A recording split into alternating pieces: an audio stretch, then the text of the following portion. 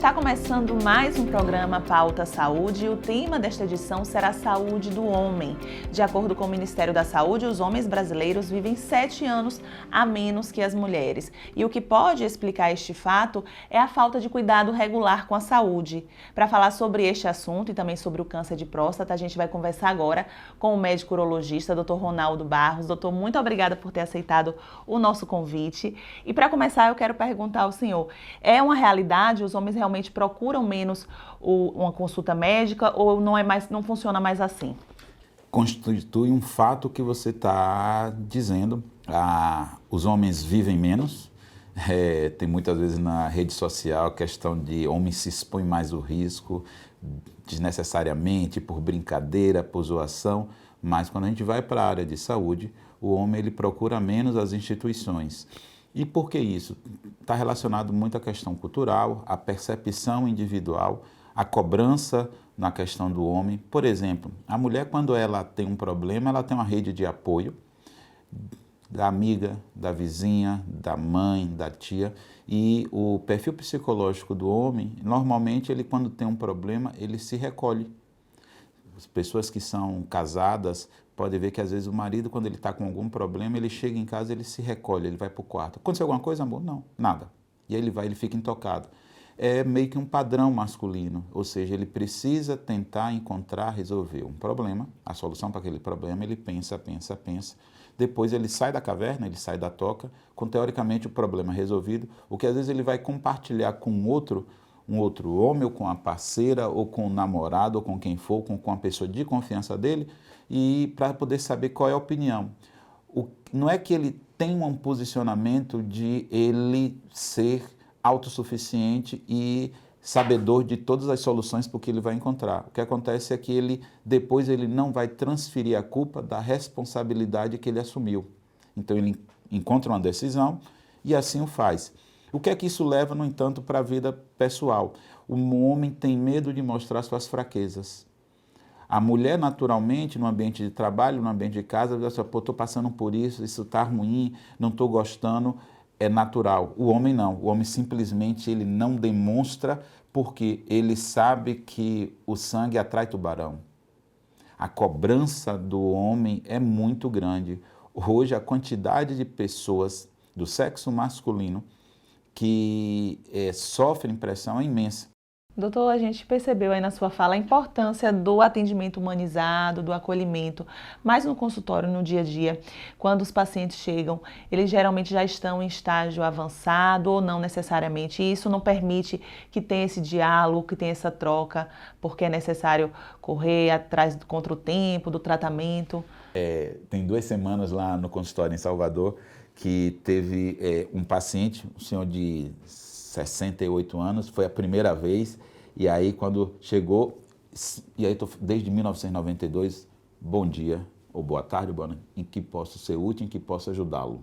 Eu acho que essas 2 frases, eu vi isso num livro de marketing, eu achei muito interessante, pois eu posso agregar medicina, que posso ser útil, em que posso ajudar, porque utilidade e ajuda são coisas completamente diferentes. E geralmente eu estendo a mão e abraço. Só que eu abraço e quando a gente, no mundo de hoje, depois da pandemia, a pessoa se sente desconfortável. E eu travo mesmo, seguro. Grande, travo, seguro. E aí, não sei o quê, aí a pessoa meio que, daqui a pouco, cede. Cede não é porque ele sentiu-se confortável também, mas é porque depois de um abraço de 8 segundos a gente libera a ocitocina, que é a sensação do bem-estar. Por isso tem gente que quando você abraça, é ocitocina. Só que aí no mundo de hoje, que as pessoas não se permitem se aproximar verdadeiramente, é menos comum. Eu não posso só olhar o paciente na próstata, eu tenho que ver como um todo. Mas teve essa percepção, que é no início. É coisa assim de 30 segundos a gente perceber para poder tocar, porque às vezes ele foi para poder fazer isso, mas tem ido. Aí a gente vai para a próstata. A próstata hoje, a orientação é, primeiro o PSA. PSA está abaixo de 1, não precisa o toque, porque estatisticamente esse paciente só vai ter risco de ter câncer de próstata de 0,5% para baixo a 1% em 10 anos. Se o PSA está acima de 2,5, precisa fazer o toque. Catalona publica isso desde 1992, depois foi uma tese de doutorado aqui em Feira de Santana, professor Edson Pasqualini. A PSA acima de 2,5 pode ter 20 a 22% de câncer de próstata. Pode ter câncer de próstata, não significa que terá. Eu não quero praticar a bad medicine. Então, pode, apenas pode. E entre 1 e 2,5 vai depender dos outros exames. Doutor, mas eu tenho histórico de família. Ou eu não tenho histórico de família. Não. Nos últimos 20 anos, o INCA, Instituto de Câncer lá do Rio de Janeiro, que faz a coletância das publicações, o câncer de próstata é o segundo câncer que mais prevalece, acomete o homem, o primeiro é o de pele, tá certo? Até porque o pele é o maior órgão do corpo humano. Mas o câncer de próstata vem aumentando a quantidade de câncer, estamos cada vez mais longevos, e vem aumentando a quantidade de novos casos. Quando a gente tinha a ideia de que com o PSA a gente ia reduzir. Será que é modernidade? É. Será que é estilo de vida? É. E aí, quando a gente faz isso, quando a gente vai ver de cada novos casos de câncer, 1 tem histórico familiar, 3 não tem. Então, eu não tenho ninguém, porque é um questionamento. E aí era como se fosse assim, às vezes eu fico pensando assim, paciente, doutor, deu câncer, o senhor já me falou que tem cura, que tem tratamento, curado, mas assim, meu pai não tem, meu tio não tem. É uma fala tipo assim, o que foi que eu fiz de errado para ter? Não. O câncer de próstata é uma coisa que pode acontecer. E outra coisa, eu digo para os pacientes, quando você vai no urologista, você não está fazendo exame de prevenção de próstata. O que nós estamos praticando é investigação proativa de diagnóstico precoce. A prevenção vai ser o quê? Sedentarismo. Sedentarismo correlaciona com câncer de próstata. Ácidos graxos, fritura, correlaciona-se com câncer de próstata. Pouca ingesta de alimento rico em 3,6-inibidol, comer pouco brócolis, comer pouca couve, comer pouco espinafre, isso favorece a câncer de próstata. Eu não gosto de tomate. Adulto, a gente não faz o que gosta, a gente faz o que é preciso. Quem faz o que gosta é criança. Tem que comer tomate. Doutor, mas isso eu já faço e mesmo assim eu tive. Eu dei sugestão, eu não falei que eu era perfeito e que estava fazendo, porque se fosse assim, nenhum médico tinha câncer de próstata. E médico também tem câncer de próstata, porque se eu apertar aqui, a dor que dói em mim, dói em você também. Doutor, o senhor comentou sobre um paciente que procurou o seu atendimento aos 68 anos. Qual é a idade indicada para começar a fazer essa triagem, para procurar mesmo um urologista? Pensando somente em próstata a partir dos 40 anos, histórico familiar ou não, a partir dos 40. Considerando a avaliação de fertilidade, a infertilidade masculina é responsável por 40% do casal infértil. Teria que ser a partir dos 20 anos ou a partir dos 18 anos. Considerando o desenvolvimento do ser humano homem, independente da escolha de gênero ou da atribuição de gênero, a partir dos 12 anos de idade. Considerando a questão de presença de fimose ou infecção urinária a partir de 5 anos de idade, considerando a possibilidade dessa criança ter algum distúrbio miccional a partir de 2 anos, considerando a possibilidade dessa criança do sexo masculino ter testículo criptorquídico a partir de 2 meses de vida. Ou seja, o urologista ou ele se posiciona como médico do homem, ou então não dá para segregar. Doutor, o câncer de próstata ele é considerado uma doença silenciosa ou dá indícios? Quais são os principais sintomas? O que é que deve acender o alerta do paciente em relação ao câncer de próstata, por exemplo? O câncer de próstata é uma doença de evolução insidiosa e silenciosa. E vou explicar o que é isso. Silenciosa, vou começar de trás para frente. Os sintomas de acordar à noite para urinar várias vezes, a primeira urina da manhã ela ser dificultosa, urinar para começar a pegar pressão, para começar a sair, isso é uma evolução de crescimento benigno da próstata. Quando o câncer de próstata dá sintomas, ele não é silencioso, é porque já é doença metastática, é extremamente dolorosa. E por que insidiosa? Porque ela demora de crescer e quando cresce, se não fizer os exames, a avaliação de screen, de diagnóstico precoce, às vezes não tem tratamento. A melhor metáfora, a comparação que eu faço no sentido tridimensional é com o pão cacetinho. Você tem um pão cacetinho. O crescimento benigno da próstata ocorre no miolo do pão. Às vezes o pão ficou muito solado, aquela massa ficou dura. Isso é HPB. O câncer de próstata ele cresce na casca. O canal do xixi passa no miolo do pão. Então, É preciso que o câncer ele cresça muito para dentro para poder dificultar o canal do xixi. Acontece que aí a mão é propositalmente assim, porque poderia botar assim. Por quê? Porque primeiro ele cresce muito mais para fora antes de crescer para dentro. Por isso que é insidioso e silencioso. Então, os sintomas geralmente, e aí às vezes o paciente também chega e diz assim, doutor, eu estou achando que estou com um problema de próstata, parece que é câncer porque eu estou com dificuldade de urinar. Não, isso é apenas crescimento benigno. Diagnóstico precoce, screen populacional, para investigar, para poder dar prevenção. E aí volto, o que é a prevenção? Prevenção é a orientação que eu dou, que eu estou passando para vocês, isso aí, alimentação, atividade física. Assim, doutor Ronaldo, 4 palavras, óbvio que eu já sei que são as 4 palavras a respeito de saúde de próstata, saúde sexual, de saúde geral para o homem. Descasque mais, desembale menos. Então a gente pode dizer que o câncer de próstata está mais associado ao estilo de vida do que à hereditariedade, não é isso? Sim. E a obesidade seria um fator de risco? A obesidade é um fator de risco. E está correlacionado direto. A obesidade é um fator de risco. A obesidade contribui também para um padrão mais de aromatase. Aumentando o padrão de aromatase, eu tenho um paciente com testosterona baixa. Testosterona, reposição de testosterona. No paciente que precisa, em fisiológico, não dá câncer de próstata. Ao contrário, favorece a saúde prostática. Paciente diagnosticado com câncer de próstata, como é que funciona o tratamento? Ele é um tratamento rápido, doloroso? Como é que é? Vamos lá. Vou dicotomizar em 2 grupos.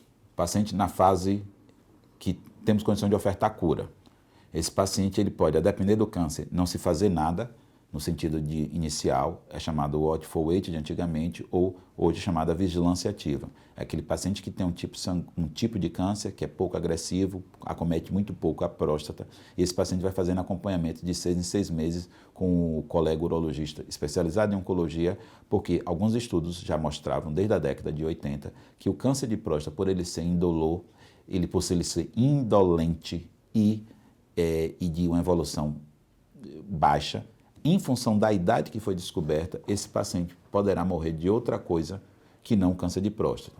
Outra opção, cirurgia, radioterapia. A quimioterapia no câncer de próstata só é indicado quando o caso está avançado e medidas apenas paliativas para melhorar a qualidade de vida e condição clínica. Na fase de cura, a gente tem a opção de cirurgia e radioterapia. Vou considerar logo pelas complicações. A incontinência e impotência estatisticamente ocorre nos 2 grupos, após 5 anos, porque somente depois de 5 anos que a gente vai dizer que o paciente realmente está curado. Então, tanto faz radioterapia ou cirurgia. Nas opções de cirurgia, a gente tem as cirurgias convencional, como antigamente, cortando, laparoscópica e a cirurgia robótica. Os 3, estatisticamente, considerando o perfil do médico, a robótica, ela dá menos incontinência, menos impotência, no entanto, tem uma morbidade maior quando complica. Essa de cá dá um pouco mais de incontinência e impotência, com morbidade um pouco menor, a laparoscópica está no meio termo. Quando a gente compara a laparoscópica com a aberta, não tem muita diferença estatística. Quando, então, a gente compara a robótica com a laparoscópica, tem muita significância estatística. E aí o viés de entendimento que eu considero é que quem faz robótica já faz laparoscópica há mais tempo, tem mais expertise. Então, o ponto comum seja a expertise do médico, do profissional. Para quem está do outro lado, você tem que confiar no seu médico. Sentir o clima, bateu santo com santo, confia nele. Ele estudou para te ofertar o que é melhor. Radioterapia, os protocolos são universais, são mundiais, é um padrão para todo mundo, certo? Naquele paciente que a cirurgia ou a radioterapia não mais funcionam, que é o câncer metastático, a doença já está disseminada, é quimioterapia paliativa e da qualidade de vida e da conforto das condições clínicas. Então, basicamente, é nesses 2 grupos. Óbvio que eu estou dicotomizando, eu estou generalizando, mas assim, na fase inicial, saibam que o câncer de próstata tem cura e tem tratamento. E qualquer ou seja a complicação que venha ocorrer, depois tem suporte para ser dado para esse paciente. Não se desespere, não tome como a primeira informação como verdadeira e primeira coisa, levante a cabeça e segue em frente. A gente, médico, estudou para tentar lhe ajudar, porque eu acredito. Perfeita todas as suas colocações, quero lhe agradecer muito pela entrevista. Nós tivemos aqui uma aula, viu? E para finalizar, eu quero pedir que o senhor deixe uma mensagem para os homens que estão acompanhando o nosso programa em relação à importância de cuidar da saúde. E eu tenho uma dúvida pessoal também, por que o senhor decidiu trabalhar com saúde do homem? Pois é, então, eu passei para cirurgia plástica. Eu passei para cirurgia plástica e passei para urologia e aquela questão do entendimento. Hoje, olhando para trás, tudo coopera para o bem daqueles que amam e servem o propósito de Deus. Eu gosto de cuidar de pessoas, eu me sinto bem atendendo como médico. Eu não atendo só homem, atendo também mulheres. Acaba, às vezes, as mulheres, em função da assistência e do tipo de assistência que eu dou aos maridos, de conduzir.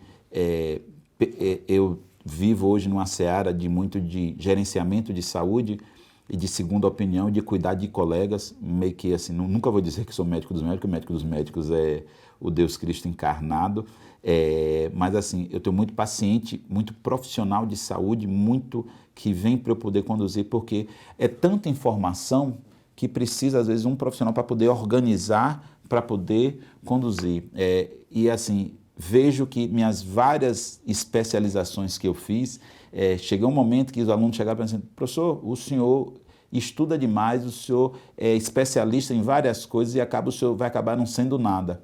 É porque eu precisava de várias especializações ou pós-graduações, foram quase 14 ao total, estou indo para a 15ª e para o doutorado em espiritualidade e saúde na Flórida, para poder cuidar como um todo, porque o ser humano não é partes, o ser humano é todo.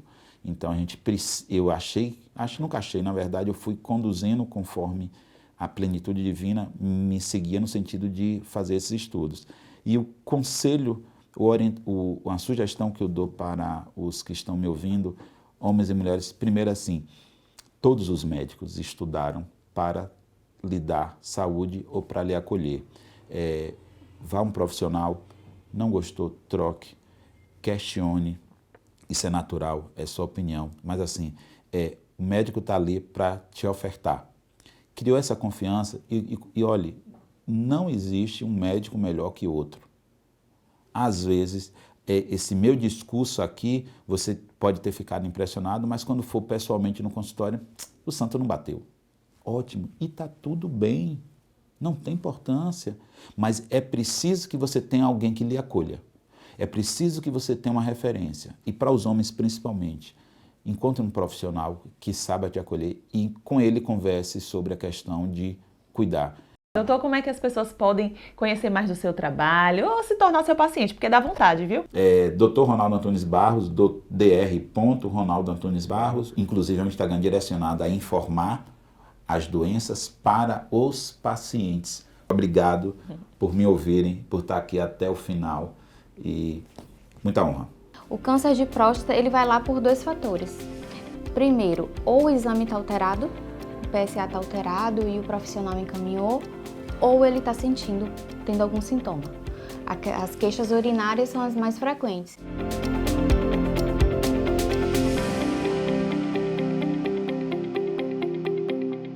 É aqui no Relaxe Cultural que você conhece os artistas da nossa terra. E tem muita gente massa aqui, viu? Na música, literatura, artes visuais e muito mais.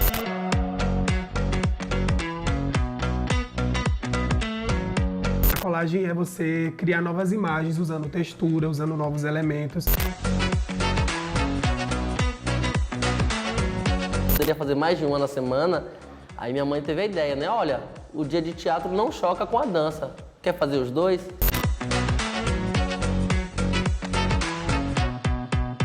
Combatendo o inimigo, Relaxe Cultural toda quarta-feira e toda sexta-feira. Então, ó, let's bora!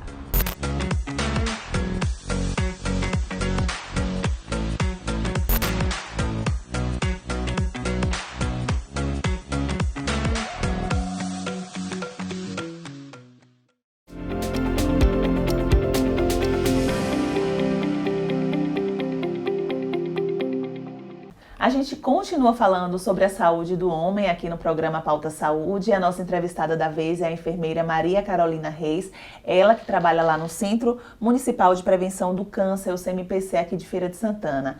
Carol, para começar, explica pra gente como é que funciona o CMPC, quem que pode ter acesso a esses serviços. Bom dia, primeiramente agradecer o convite. O CMPC ele é gerido pela Fundação Hospitalar, ele é uma unidade de média complexidade, então a maioria dos nossos atendimentos são encaminhados via central de regulação. Então o primeiro atendimento é feito na atenção básica e descobrindo alguma alteração maior, se encaminha para lá para rastrear. Ele surgiu, né, pelo Hospital Aristide Maltês e em 2004 houve a municipalização dele. Então, inicialmente ele vinha atendendo só colo de útero, mas hoje a gente já tem uma demanda maior, já faz rastreamento de câncer de próstata, de mama, de tireoide e entre outros. Esse rastreamento, Carol, do câncer de próstata, então, ele não acontece só, por exemplo, na campanha durante o Novembro Azul, é durante todo o ano? Isso que a gente tenta desmistificar para o paciente, né? Porque a grande demanda é no mês, mas durante todo o ano a gente está fazendo todo esse rastreamento. Então, inicialmente nós temos 3 urologistas na casa, né? E a equipe de enfermagem também dá suporte a isso, porque a gente precisa do exame PSA para iniciar esse rastreamento, associado ao toque retal. E identificando a alteração, a gente tem todo esse segmento lá, que é o ultrassom da próstata e a biópsia, que pelo município lá é o único local que a gente consegue realizar pelo SUS, porque é alto custo. Então a gente consegue garantir ao paciente a finalização desse rastreamento para iniciar o tratamento. Uma coisa importante que você falou é sobre o primeiro atendimento. O paciente ele não deve se dirigir inicialmente ao CMPC, ele procura a unidade de saúde do bairro, é assim que funciona? Fazem uma triagem? Isso, como a gente chama a porta de entrada, né? Então a porta de entrada do serviço de saúde é a atenção básica, né? Que é o posto do bairro, como a gente conhece. E através dessa detecção de alteração ou de possível alteração é encaminhado para o CMPC. Seja via regulação pela Secretaria de Saúde ou referência contra referência, porque tem casos que não pode esperar. Então, esses casos que não pode esperar, o profissional faz essa referência contra referência e a gente consegue atender lá em tempo hábil. Carol, em relação aos serviços oferecidos lá, os atendimentos, quais são os profissionais de saúde que atuam hoje no CMPC voltados para os homens? Nós temos atendimento clínico, cardiologista, urologista, temos também demandas de exames que também acabam atendendo essa demanda, que são ultrassom de próstata, tireoide e as punções também. Existe uma idade específica para ser atendido no CMPC, os homens? Não tem. Segundo o Ministério da Saúde, como a gente está falando de próstata, né? A gente tem um rastreamento a partir dos 50. O que a gente tinha antes era uma faixa etária bem avançada, muitos idosos, diferente do que a gente vê hoje. A gente vê hoje um público mais novo dentro do serviço, que pra gente é um avanço, que a gente tem isso como um avanço, visto que a política de saúde do homem vem crescendo, né? E a gente percebe que hoje a gente consegue rastrear ele um pouco mais cedo, que vai ser bom para a gente detectar essas lesões com menos avanço e vai ter um índice de cura e de tratamento muito melhor. Carol, esse atendimento ele é totalmente gratuito, não é isso? Isso, ele é pelo SUS. E o que é importante é que o paciente, a gente tem um gargalo no nosso serviço de saúde, no sistema de saúde, que a gente não consegue dar continuidade ao rastreamento e tratamento dentro do sistema de saúde. E dentro do CMPC a gente conseguiu avançar em relação a isso. Então o paciente que ele tem uma demanda, que ele chega pra gente com a demanda de próstata, muitas vezes vai fazer uma biópsia de próstata, mas está com a pressão alta. Não tem como a gente realizar o procedimento. Tem cardiologista na unidade. O cardiologista da unidade já atende ele, prescreve o medicamento, ajusta a pressão e ele consegue fazer a biópsia. Outra coisa, detecta realmente uma neoplasia, né, prostática. Nós já temos um oncologista na unidade que já faz esse primeiro atendimento, solicita exames complementares e encaminha para um NACOM. Então isso pra gente foi de grande valia, para o paciente também, porque a gente perdia muito tempo nessa jornada, como a gente ainda recebe pacientes dentro do sistema e que ainda está solto, né? Que ainda não conseguiu fechar esse diagnóstico. Então, para a gente lá, a gente consegue amarrar isso direitinho. Em relação ao número de atendimentos, como é que foi no ano passado? Qual a expectativa de vocês para esse ano? Bom, ano passado nós tivemos uma média de 6.500 atendimentos masculinos. Esse ano nós já estamos com a demanda referente ao ano passado, um pouco maior, até porque nós acrescentamos mais um urologista. Então, a nossa expectativa desse ano é conseguir rastrear uma quantidade maior de homens dentro da nossa faixa etária. Os homens, eles já costumam chegar no CMPC com a doença em estágio avançado? Essa é uma realidade ou não necessariamente, Carol? Sim, né? Isso é um problema social, né? Porque a gente vê o homem como esse ser invulnerável, né? E dentro dessa invulnerabilidade, ele deixa esse cuidado é deixado de lado.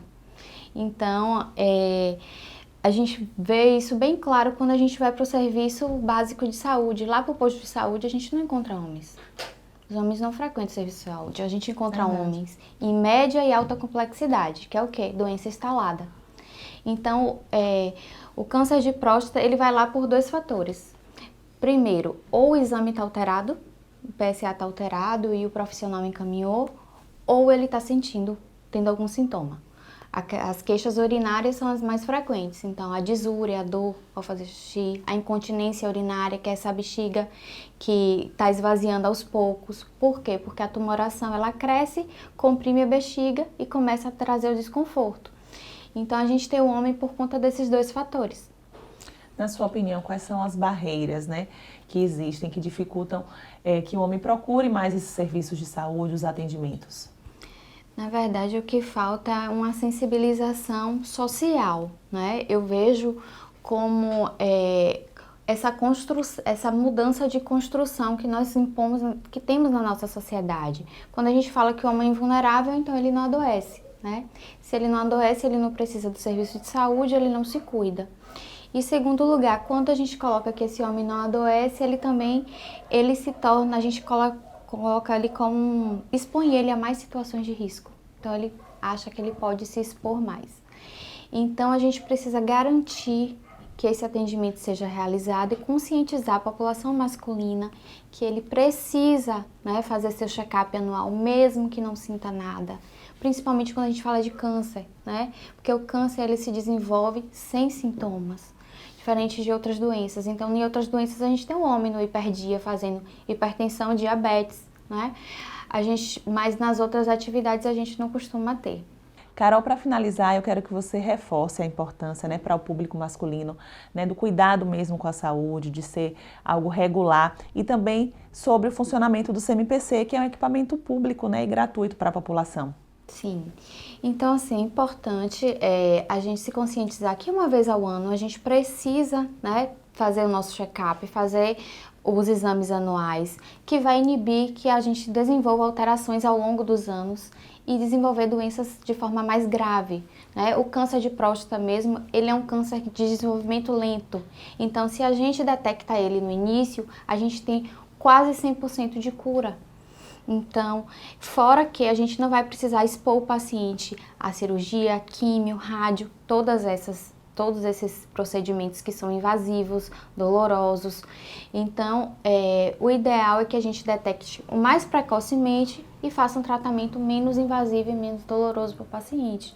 E isso depende o quê? Da gente realizar o rastreamento, né, anual certinho, que a gente tenha práticas de saúde saudáveis, que a gente sabe que o câncer também ele está associado a maus hábitos, então fazer uma atividade física, ter uma alimentação balanceada, que a gente sabe que serve para quase todas, né, as patologias. E dizer que se você sente alguma coisa, né, se tem algum sintoma, se você percebe alguma alteração, procure a unidade de saúde. O CMPC também está à disposição do público de Feira de Santana. Então, a gente lá faz a primeira consulta e, precisando desse outro rastreamento, a gente vai dar continuidade a esse tratamento. Muito obrigada, Carol, pela sua participação aqui no programa Pauta Saúde. Muito bacana esses esclarecimentos para o nosso público. Obrigada, eu que agradeço.